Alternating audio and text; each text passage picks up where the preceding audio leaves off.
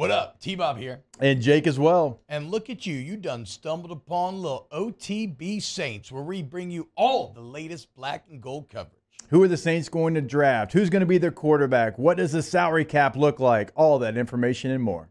Hope you enjoy it. Like, subscribe. Drew Brees, I think rightfully so, going to be the lone inductee into the Saints Hall of Fame this year. And look, he is a man who stands alone when it comes to Saints history, obviously, right? The reason why you won a Super Bowl, the only Super Bowl you have in your franchise history, the reason for 16 years of a golden age in Saints football in which you were pretty much constantly relevant, at times spending multiple years as a top 5 team in the entire NFL. And even when you weren't relevant, you were exciting, right? You were putting up numbers. Sometimes you had awful defenses to deal with, but you were always awesome offensively, and it's because of Drew Brees. And when you look at what has happened to the Saints offense in the interim, it's been brutal. It's been painful. It's been terrible.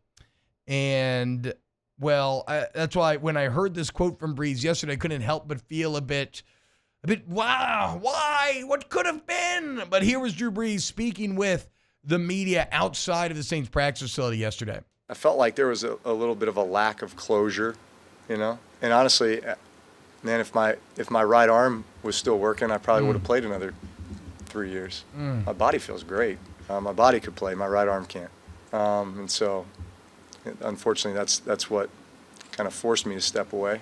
And it was time too, you know, but I try not to think about, you know, like the glance back in the dome, because I wish it would have been with a packed house, you know, and just like that energy that is so synonymous with the Superdome, and you know that I'll always remember, and that what we always fed off of, you know, every game day.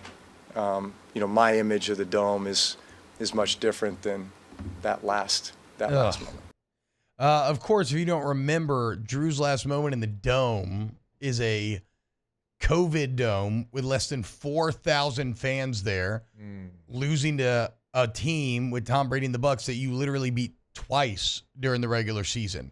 It's about as cursed of an ending as you could possibly have. Like, and it's why it's one of those things where it's like when you have a beloved family member who maybe loses their way at the end, and you say, I don't want to remember them like that. I want to remember them at their peak. Like, I want to remember Drew Brees in the dome, like when he broke was it the all-time passing record? Or yes, the all-time, not the single season, yards, right? Yeah. You talking about throwing to Traquan Smith against the Commanders down the sideline, the huge touchdown, place the roof about to explode. Like, what in the hell? Was it just having New Orleans win a Super Bowl? Was that like too much hubris for the football gods? What in the hell did we do to deserve him going out to Tom Brady's Bucs with 3,800 in the stands? And then being able to play still, only his arm has completely betrayed him. Apparently, in his everyday life, Jake, he can't even throw it right-handed. Yeah. He when he plays with his kids, he says he can do it. He says he can throw a dime left-handed up to about 30 yards, but can't do anything with his right arm anymore. Yeah, what was it? Do we know? Was it shoulder? Was it elbow? It was a shoulder. It all stems back to that original 360 labrum tear from when he left San Diego. Yeah. At the time, Dr. Andrews, he said, told him, like, look, you are on the path to having degenerative shoulders. Yeah. And credit to Brees, because he pushed it as far as humanly possible. But man, like, he still had left in him. He still had juice. Like he said, his body feels great. His arm just completely betrayed him. Yeah, he certainly could have played a little bit longer if it was just like a major injury even. But I mean, that's different than even a major injury. Like when you can't throw a ball anymore, like that's a step above major. Yeah, again, I think the word that highlight is degenerative. Yeah. Right. Because there's no medical solution for degeneration. Right. Right. It's not fixing something. It is just slowly but surely, this is going to fail on you. And you have to just see how long you can put off that day of failure. And again, he did forever. It just sucks that last outing is in the COVID Superdome, the lamest of all years that we've ever experienced as NFL and Saints fans. I know Drew has so many businesses that he's a part of, walk-ons and smalls and surge and all these different things, and so that's kind of what he's doing right now. But I wonder what is going to be the end goal for him as far as a career path, because he's one of those highly competitive human beings. Yeah. He's done some media. He did the thing with NBC. It didn't work out. I wonder if it's coaching, if it's just continue to build your brand, which, again, he owns so many different things. I mean, those are just, some of them. Who knows what he even owns, like, just where he's not out in front of it. So he actually talked about this, that basically, like a moth to a flame, he is drawn to football. He said he loved that year with NBC, but the point that the hardest thing was to travel. Right? I mean, he had just gotten done playing football thinking, I'm going to spend more time with his kids. And then he's gone every single weekend because of the travel during the fall. So that's the reason that he cites for wanting to get away from that a little bit. He says he's open to maybe coaching. He says he's been real into mentoring young players. Like he said, he had about 4 or 5 different quarterbacks, young quarterbacks, call him up in this offseason. He's kind of able to provide some guidance on his process and how he approached the game. So Drew Brees does have a a future somewhere in football. Where exactly that is a bit unclear. Alondra, give me Brees 1 here.